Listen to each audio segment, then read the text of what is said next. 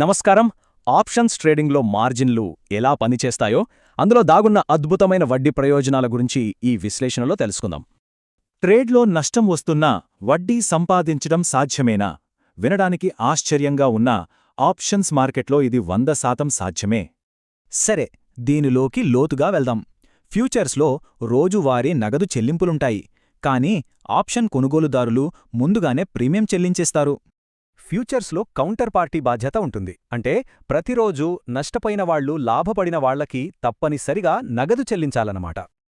కానీ ఆప్షన్ సెల్లర్స్కి మాత్రం కేవలం ఎక్స్చేంజ్తోనే బాధ్యత ఉంటుంది. అసలు గేమ్ మొత్తం ఇక్కడే మారిపోతుంది.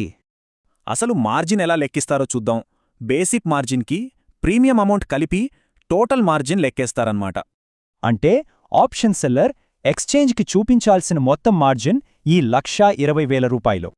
ఇక్కడ అత్యంత ఆసక్తికరమైన విషయం ఏమిటంటే, సెల్లర్స్కి ప్రీమియం క్యాష్ రూపంలో వస్తుంది, కాని మార్జిన్ను కొలేటరల్గానే పెట్టొచ్చు. ఇలా కొలాటరల్ వాడటం వల్ల ఆప్షన్ సెల్లర్స్ తమ మార్జిన్ డబ్బుతో కంటిన్యూస్గా వడ్డీ సంపాదిస్తూనే ఉండొచ్చు. భలే ఉంది గదూ! ఒక చిన్న ట్రేడ్తో డబుల్ ఇన్కమ్ ఎలా క్రియేట్ అవుతుందో ఈ సింపుల్ స్టెప్స్ చూస్తే మనకు ఇట్టే అర్థమైపోతుంది. రోజువారీగా మార్కెట్ ధరలు మారుతున్నప్పుడు ఈ mark to market system options సెల్లర్పై ఎలాంటి ప్రభావం చూపిస్తోందో ఇప్పుడు గమనిద్దాం. ఇది అద్భుతంగా వివరిస్తుంది. రోజువారీ మార్జిన్ అవసరాలు మార్కెట్ని బట్టి ఎలా పైకి కిందికి మారుతూ ఉంటాయో ఇక్కడ చూడొచ్చు.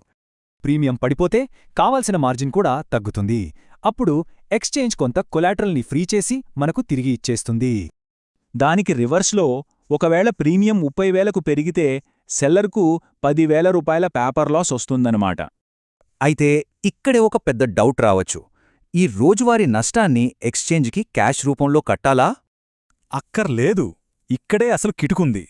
పెరిగిన ఈ మార్జిన్ని కూడా కొలాటరల్గానే ఇవ్వడానికి ఎక్స్చేంజ్ ఒప్పుకుంటుంది.